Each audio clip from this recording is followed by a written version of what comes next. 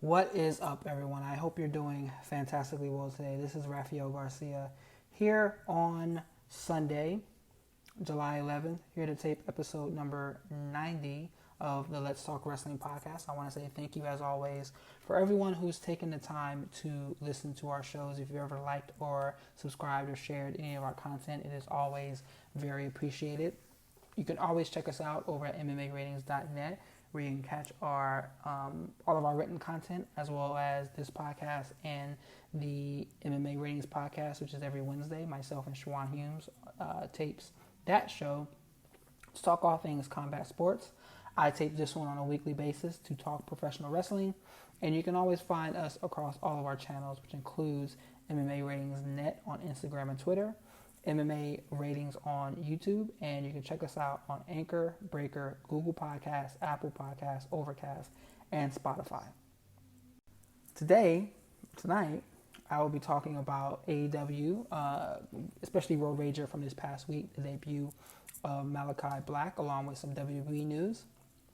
And I just want to kind of jump right into that because there's a couple of different things I want to talk about. We'll be going probably about half an hour to a 45-minute mark today. So let's just go ahead and really kind of roll into that.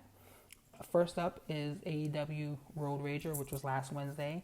And a lot of different things happened on this show that are worthwhile in talking about. Of course, the biggest is being Malakai Black. And everything about this really worked well for me. Before we talk about the setup and all that, let's really kind of laugh at WWE for the clerical issues that created this opportunity for AEW, because if my understanding is that when you leave NXT and you move up to the main roster, you are you sign a new deal. That new deal comes with more money, but it also comes with the expectation that your non-compete clause goes from 30 days to 90 days. However, Aleister Black's was never updated. So his non-compete clause was at 30 days, which is why after being released such a short time ago, he can pop up in AEW so quickly afterwards. And I love the fact that they took advantage of that, because WWE is just not doing what they need to be doing right now from a pro wrestling standpoint. Their business is shored up very tightly. You see that because they're making money hand over foot. But that just wasn't, it just ain't feeling it. Like, it's just not working right from multiple other areas, and this right here really shows it. So Malakai Black showed up, and the setup and everything that went behind that was excellent. Now, it wasn't just about what we saw on television on Wednesday, because if you've been following Zelina Vega's Twitch account, where Tommy N has been doing a lot of broadcasting, you will see that they've been faking, like they've been having technical issues with the lights going on and off there. Now, if you think about Florida around this time of year, having technical issues isn't that surprising with hurricanes and all of the rain and the wind that goes on there. And AEW in the past, they have had technical issues live on television. We remember their audio issues when they first got started. So it's not too hard to see a situation like that happening their first night back on the road. You have Cody Rhodes and QT Marshall out there having whatever substandard. I'm not gonna shit on them like that, but they're having a strap match where Cody gets the win, but the lights flicker on and off. That was the main. Looking back, that's the main point of that match, because when Arn Anderson is back out there cutting his promo, the lights flicker again. We get Malakai Black, and Arn Anderson gets a black mask to the face, which brings out Cody, who gets the same treatment. He also gets a black mask to the face, and Aleister doesn't say anything. He exits stage left. The next day, we get the social media treatment for Aleister Black, Malakai Black now, where he gets the All Elite graphic, and it's official. All of that, I loved how all of that flowed together. I love that introduction. I think it was really big for them. I like the fact that Cody is his first big feud. I've been talking about Cody the last few months. I wrote a piece about him, I think last week, where I talk about how he needs something fresh. Cody is very stale to me, and the Homelander Cody doesn't do it for me at all. But even before then, he was very, very stale. And seeing him potentially be the first opponent for Aleister Black is something I like to see, because Aleister Black he has main event level talent, main event level character, and he can work. So if AEW is going to build him up and present him as a main event threat, main event level presenter, Cody's the right way to get there. I know Cody's been booked, or he's been talked about as if he's some guy who squashes people left and right, a la Triple H back in the day, but that's not the case. Because yes, he has gotten a lot of wins over guys like Ricky Stark, Scorpio Sky, Eddie Kingston. He has picked up a lot of wins like that. But though the one individual who has picked up a big win over Cody was Darby Allin, and Brody Lee did as well too. But they oddly put the title back on Cody. Looking back, that may not have been as odd as it was been looking back. But Aleister Black is someone that has to be the one to defeat Cody as well too. They can't put Cody over Malakai Black. They just can't do that. Not at this point in time. If they go back to it, fine, sometime down in the future. But right now, Malakai Black has to go over Cody, and I think everybody in the room recognizes that.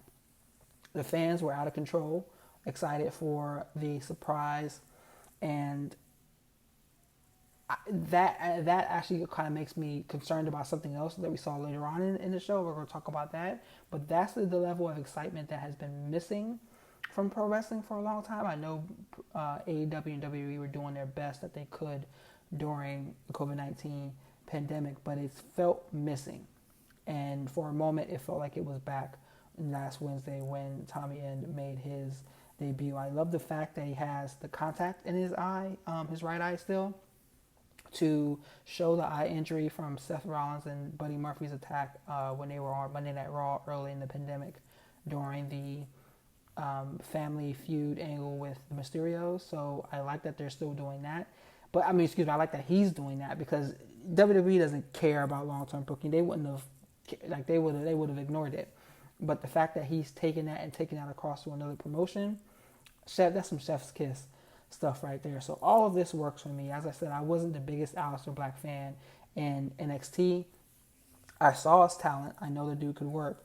And I'm interested in seeing what he will do as a part of the AEW roster. I think that he has an opportunity to really kind of become a big star there. And I think that that's where he's headed.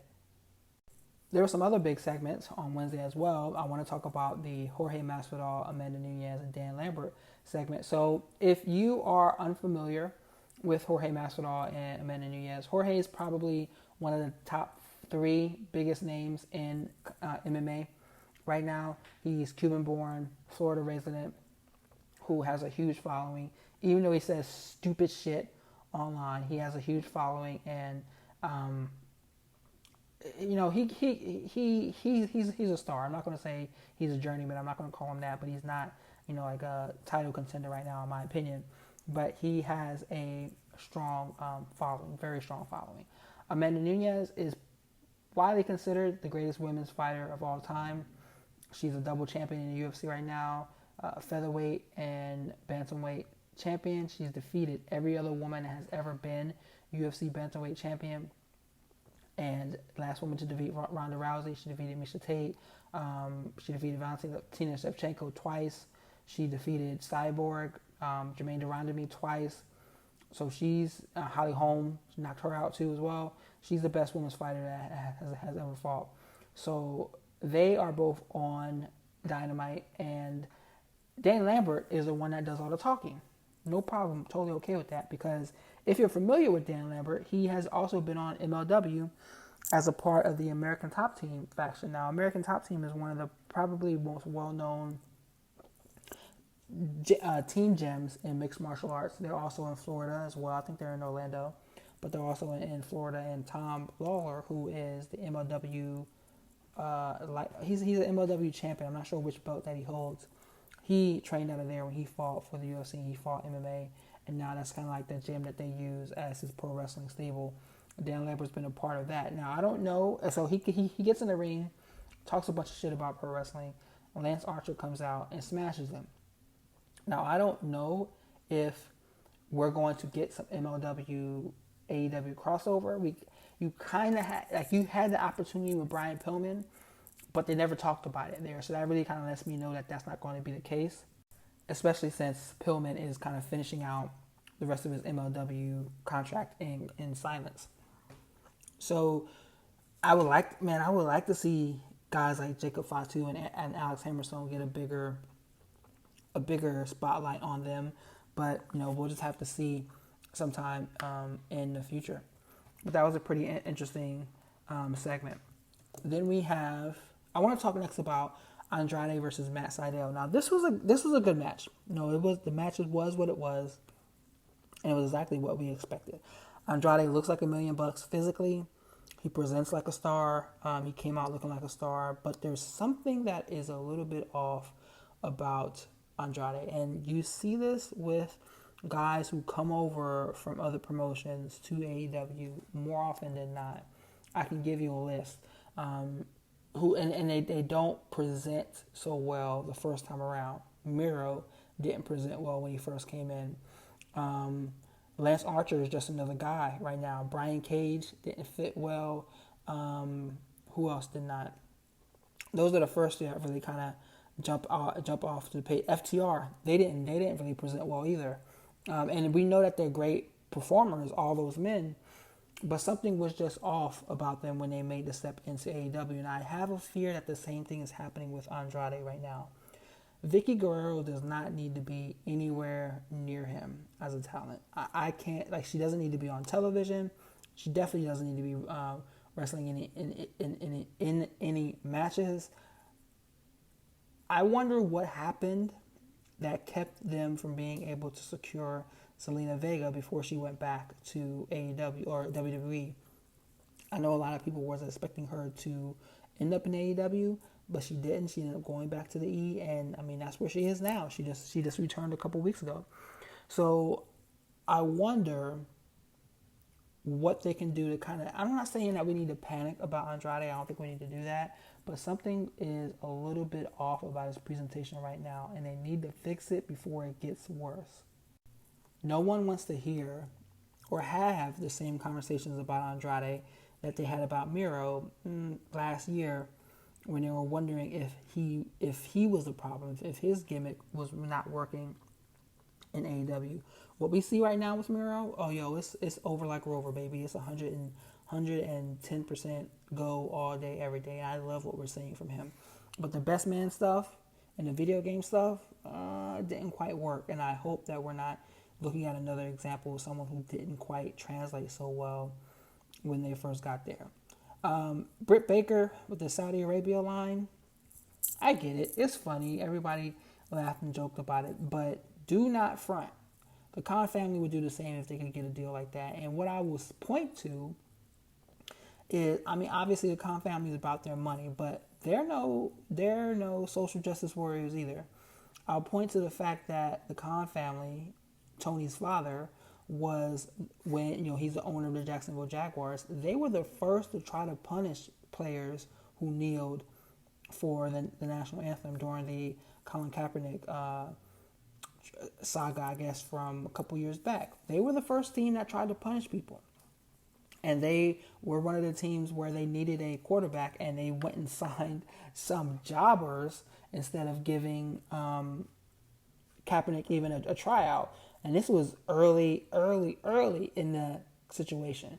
So don't talk to me about Tony Khan and his father being some type of social justice warriors when we've seen that family already be about theirs. And I guarantee you, if they were offered a deal of $50 million per show to do shows in Saudi Arabia, they would do the same fucking thing. Let's not be foolish here. I want to talk about Adam Page and Kenny Omega. So this is a huge segment, and I wrote about this as well. Everyone in pro wrestling or who enjoys pro wrestling should be excited about the storyline between Kenny Omega and Adam Page. And I say that because we're getting a story that has been built over a year. We're getting a story that will present Adam Page as a babyface that people can get behind, as a sympathetic babyface, simply because we know that he's not afraid of Kenny Omega, but the fact that he's doubting himself, which is a trait that everybody has.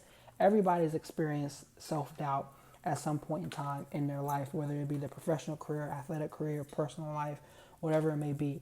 The fact that he's presenting that, and he's going up against a man in Kenny Omega who's been tearing the wrestling world apart, setting it on fire these last 12, 18, 16 months or so, it works so perfect for me. This is going to be the storyline that I think we will remember from this, 2021 time frame.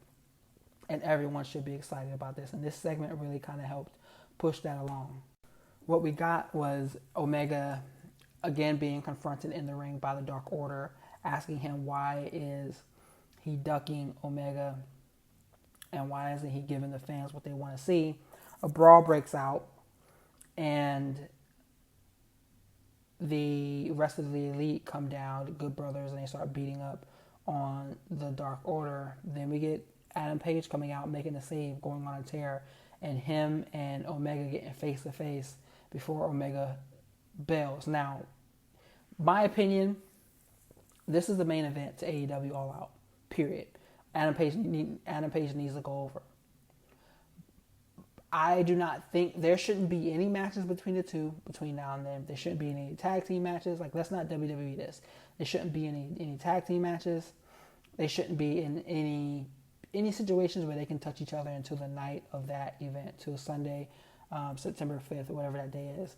Because that's the match that everyone wants to see, and that's the moment that everyone wants to see. When Kenny Omega gets pinned by Adam Page, the roof is gonna blow off. I hope to be there. Tickets went on sale for All Out last week, and I think on Friday, and they basically went out without a doubt. So I'm looking forward to seeing that moment, because it's exactly what we need to see, because they've done such an exceptional job of what they've been presenting from day one that I don't think anyone should be surprised that everyone is excited about this. So what else? Let's see what else from the main event. So the main event was another tag team match between the Bucks. This time it was Eddie Kingston and Penta, who had a shot at the tag team titles. And it was a street fight, I think, was the official rules. And man, it was definitely something.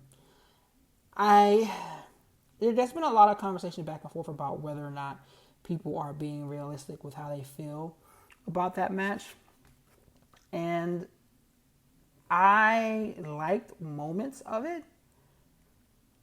I liked the moment of, for example, I can't remember if it was Matt or Nick hitting the 450 splash on the referee to break up the count. I liked that moment. I like a lot of the shit that Eddie Kingston does, but I'm tired of seeing them.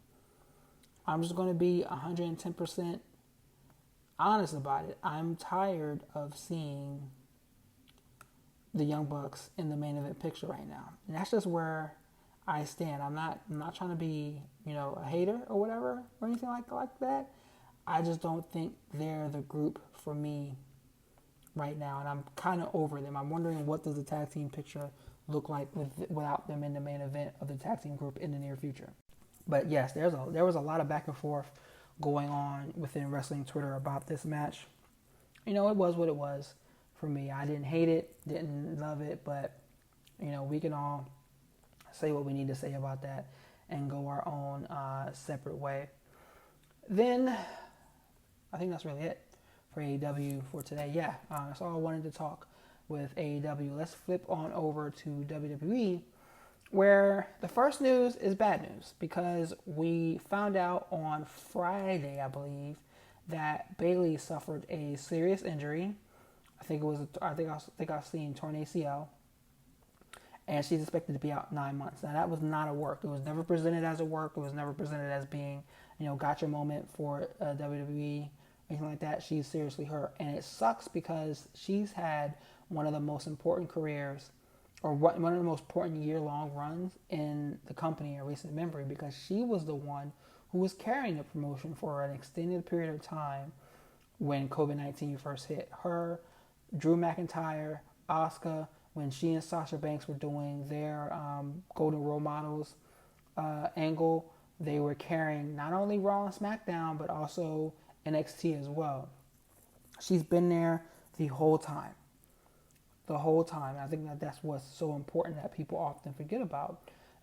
And she didn't have a match at WrestleMania, didn't get the host, didn't have any main important segments, and now she's going to be out for 9 months, and she may miss another WrestleMania. Like that's how sad that situation is. So I hope that she's okay. I want to send out all the well wishes to her, but it's unfortunate to see her get hurt and get pulled out of Money in the Bank like this. So hopefully she can make a return and be healthy as ever.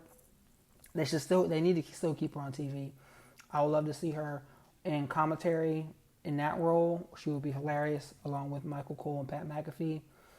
But who knows what they're going to do? Like, that they at the WWE don't think too far forward, and they don't do what the fans want to see. Even those who have a little bit of knowledge, they just go out there and book with Vince McMahon in mind. So Bayley's injury created a space for Tegan Nox and Shotzi Blackheart to be called up to the main roster. Now they're known as Nox and Shotzi because, of course, people can only have one name.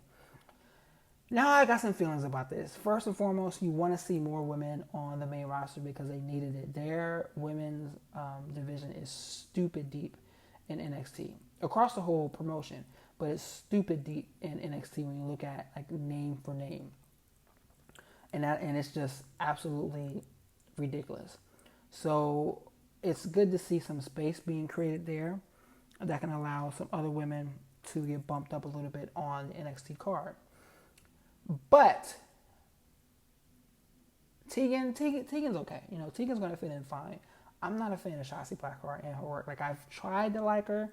I've tried, folks. I've tried. But she, like, when she wrestles, I'm always watching through my fingers. Like, I hope she does not get hurt out there.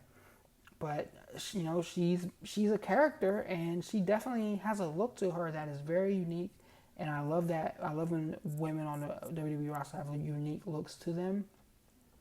But good God Almighty, I hope she doesn't get hurt. I hope she doesn't do something ridiculous on the main roster. She looks good with that tank too, as well, as always. And I'm glad she was able to bring that up to the main roster too. Like that is a big character of her, and I hope they don't try to change that.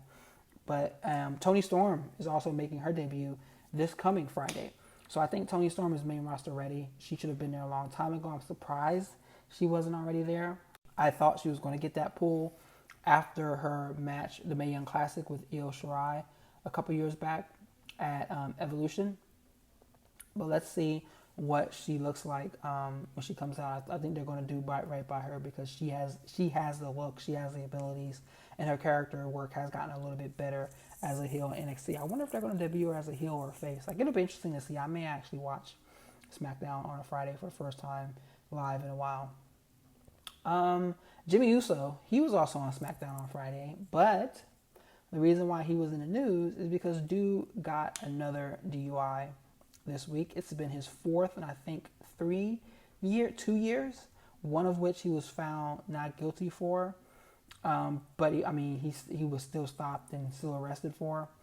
So yeah, he was just on television, and I know a lot of people are like, what do we got to do here to see some type of punishment for him? No suspension, no nothing. And I mean, you know how I feel about DUIs. I mean, people can you can really ruin lives with driving while drunk. I've lost someone in my family from that. I know many people that have had issues with drunk driving and all the problems and all the tragedy that it brings with it. They need to do something about this before he gets seriously injured or worse. And I saw that a lot of people were attacking Naomi online because of it. And, this is just, I mean, I feel for black women in the professional wrestling space because these white men want to try to tear them down as much as they possibly can, and white women too as well. And it's unfortunate to see her be attacked because her husband has an issue that he needs to be an adult about and deal with. The employer needs to help him through that as well too, and it's unfortunate that they're not. So, but he was on television, and I hope that he gets some of the help that he needs to get in order to get through what he's dealing with when it comes to all of these DUIs. So, some other news. I want to talk about Great American Bash actually first. That was on NXT this past Tuesday, and it was a good show. I mean, NXT has been strong, in my opinion, over these last few weeks. I know people talk about it like it's boring, and there are reasons behind that, but I enjoy it. I am a fan of the content every week. Like, I rush home from the gym to make sure that I can catch it. So this week we saw MSK retain over Tommaso Ciampa and who's the other guy? Timothy Thatcher. And two things here. A, I hope they're not breaking up Ciampa and Thatcher. Like, I need to that team needs to stay together. Or we get the Imperium angle with Thatcher, Walter, and Imperium against Ciampa. I'm okay with that as well too. But people are booing MSK, and no one can understand why. Everything about them should be the lovable babyface tag team. Everything about them. But people are seriously booing them left and right. Now, I think they're going to eventually lose those titles to Hit Row, which I'm okay with. But wow, it's so interesting to me that people are booing them at the CWC the way that they're booing them. It's been deafening, and it's been very clear that people are booing them, and I wonder what the thought is behind that. They were wrestling with a little bit more of an edge last week, so I think they may try to switch their characters up a little bit.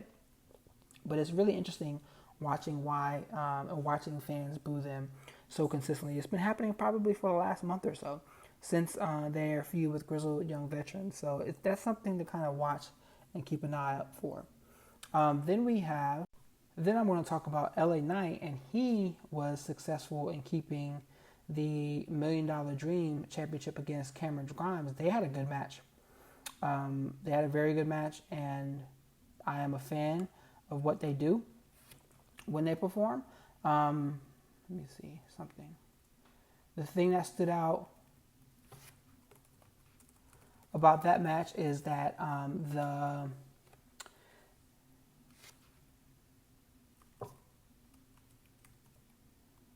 the stipulation was that the winner, the title was on the line, or Grimes has to become LA Knight's butler. So Grimes loses. Now he has to become basically his Virgil, and I think that that's going to be some funny segments to me. They're going to be hilarious. Cameron Grimes has been excellent with his character, and this is coming from someone who did not like him at all. He's been excellent with his character, and I think that it's interesting that he was not called up. I wonder what that's going to look like for him, and see what he looks like when he gets called up to the main roster, if he gets called up to the main roster. But I think that is what stood out really to me in that match. We know Cameron Grimes is eventually going to get that victory. He's eventually going to get that win, but he's going to get that win back. But right now, we're going to get some enjoyable segments between him and LA Knight as LA Knight's butler.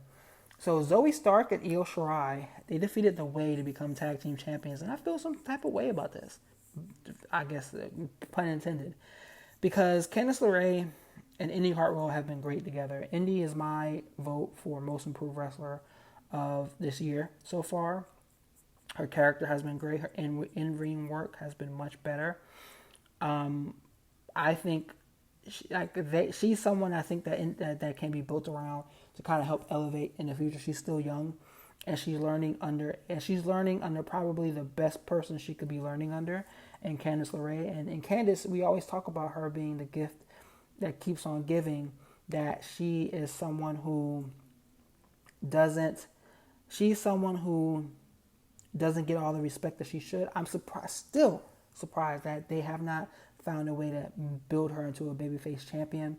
But she's an excellent performer, and everything that she does is fantastic in the ring. They've been great together, but they lost the titles, and they lost them to Stark and Shirai. And this tag team division is like, why? What are we doing here? Why is this even a thing?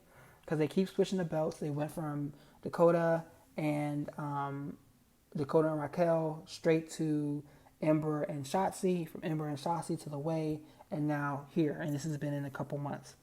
So what's really the future for them? In this segment, Tegan Nox actually returned to NXT in this segment, but Bayley's injury, as we talked about earlier, ended up with her situation getting called up. So I'm not quite sure how they're going to solve that either. My recommendation is that they just forget it and ignore it instead of having Nox get defeated on the way out, on the way up to the main roster.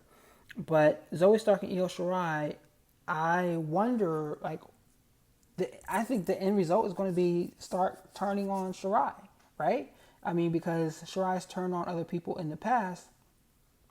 So you wonder what that's going to look like. I mean, we can't, what is this going to look like in the near future? Because they don't really have any direction with this women's division, especially with the women's tag team division. So, let's see what that really looks like and how that kind of plays out. I am, not totally invested in this women's tag team division. They have a great roster, as I keep saying. They have a great roster. However, this is one of those situations where it just doesn't make any sense. So then we're also going to talk about the main event where Adam Cole defeated Kyle O'Reilly. And this was a great match. But again, like I was saying earlier, when people talk about NXT being kind of boring, what now for both men? I don't care about them fighting each other anymore. You can't put them in the title picture again because they both lost to, what's his name? Karrion Kross, who's the champion, who's about to have a match against Johnny Gargano this week, who he'll probably defeat. So what are we doing? What are we doing with the main event picture here? Now, if we ended up with a situation where Kushida, who, they're elevating the cruiserweight division there, and we saw Kushida have matches against Adam Cole and Kyle O'Reilly again, or some others in the future, I'll be okay with that. But I don't need to see these two guys fight each other anymore. I don't.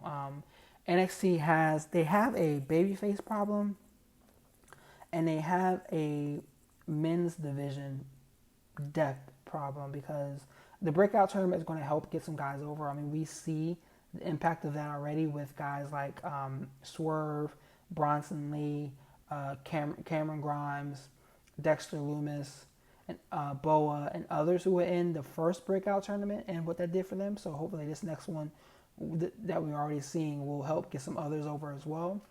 But I'm not interested in their main event title picture right now. Partly is because I'm not interested in Cross, and the other part is because I'm not interested in any of his challengers. We are highly expecting to get a match between Karrion Kross and Samoa Joe at some point, which I think will get a lot of people excited right out the gate. But why are we taking so long to get there? Let's see what this week holds, and if that kind of opens up the door. But I think people want to see that more than anything else, and that would be something that will help everyone get excited about that, about the show and about this brand. But that's all I wanted to say for this week's edition of the Let's Talk Wrestling podcast. It's episode 90, and I want to, as always, thank you again for taking the time to listen to this show. Please be sure to like, share, and subscribe all of our content. We need as many followers as we can possibly get as we build this up still after all these years. You can check me out over at rgarcia_sports on both Instagram and Twitter. MMA Ratings Net, you can hit on Instagram and Twitter, MMAratings.com and .net. You can check out our flagship there. Check us out over on YouTube, MMA Ratings, and across all the main podcasting channels, Anchor, Breaker, Spotify, Google Podcasts, and Apple iTunes. As always, everyone, my name is Raphael Garcia. This is episode 90 of the Let's Talk Wrestling podcast. Thank you, everyone, for taking the time to check us out, And we will be back here next week. Stay safe.